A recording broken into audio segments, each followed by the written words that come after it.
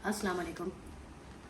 हमारा बहुत दफ़ा ये सवाल होता है कि थैलेसीमिया का डॉक्टर कौन, थैलेसीमिया मरीज़ों का डॉक्टर कौन, जिसे हम अंग्रेज़ी में हेमेटोलॉजिस्ट कहते हैं, उर्दू में माहिर अमराज खून कहते हैं।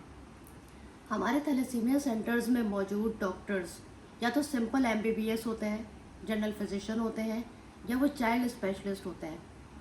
और बहुत सारी जगहों पे कंसिडर ही नहीं किया जाता कि थैलेसीमिया का बच्चा कभी एडल्टहुड में एंटर भी होगा, तो जिसकी वजह से उन्हें अक्सर जगहों पे चाइल्ड स्पेशलिस्ट ही डील कर रहे होते हैं, जो कि एक बहुत नेगेटिव चीज़ है, एक बहुत गलत चीज़ है।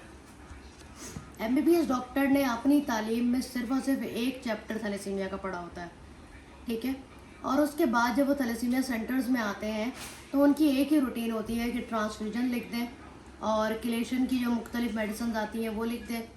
लेकिन अक्सर जगहों पे वो ये तक नहीं पढ़ते कि अगर उसका कोई साइड इफ़ेक्ट है, अगर उसके कोई बेसलाइन टेस्ट करवाने हैं, 3 महीने 6 महीने बाद कोई टेस्ट करवाने हैं, उसकी वजह से उनके अगर कोई डी रेंज हो रही है, LFT, RFT, CBC, neutrophils, white blood cell, platelets, तो वो क्या करना है उसके बारे में कोई बात नहीं करता और अक्सर मालूमात नहीं होती उनके पास। मैं मानती हूँ कि थैलेसीमिया वैसे ही एक बहुत महंगी बीमारी है, और फिर हेमाटोलॉजिस्ट का खर्चा जो कि 3500 से 4000 एक बहुत अच्छे हेमाटोलॉजिस्ट का एक फ़ीस होती है। हर दफ़ा हमें हर महीने जाने की ज़रूरत नहीं है। आप माहिर अमराज से खून का अपॉइंटमेंट अपने बच्चों के लिए साल में 1 बार या साल में 2 बार ज़रूर लीजिए।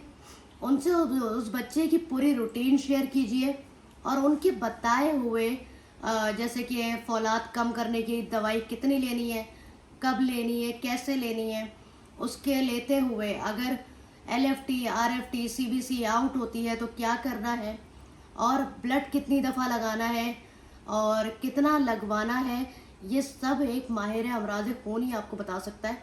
तो आपको महीने महीने जाने की ज़रूरत नहीं है। आप 6 महीने, साल में एक दफ़ा उन्हें ज़रूर दिखाएं, फॉलो अप करते रहें, वो बहुत बेहतरीन होगा।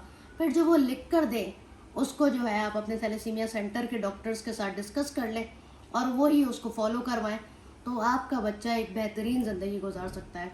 हालिया हमारे पास बहुत सारे ऐसे केसेस आए हुए हैं जिसकी वजह से जिसमें असुनरा लेते हुए, कैल्फर लेते हुए बच्चों के जो है वो LFT और CBC आउट हैं, बच्चे दीगर मसाइल में पड़े हुए हैं और डॉक्टर्स को नहीं पता कि क्या करना है।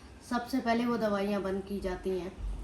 मैं इस मौजू के ऊपर एक बिल्कुल ही अलहदा वीडियो बनाऊंगी, लेकिन अभी के लिए खुदारा अपने बच्चों को हेमेटोलॉजिस्ट को दिखाएं, साल में 1 बार ज़रूर। बहुत शुक्रिया।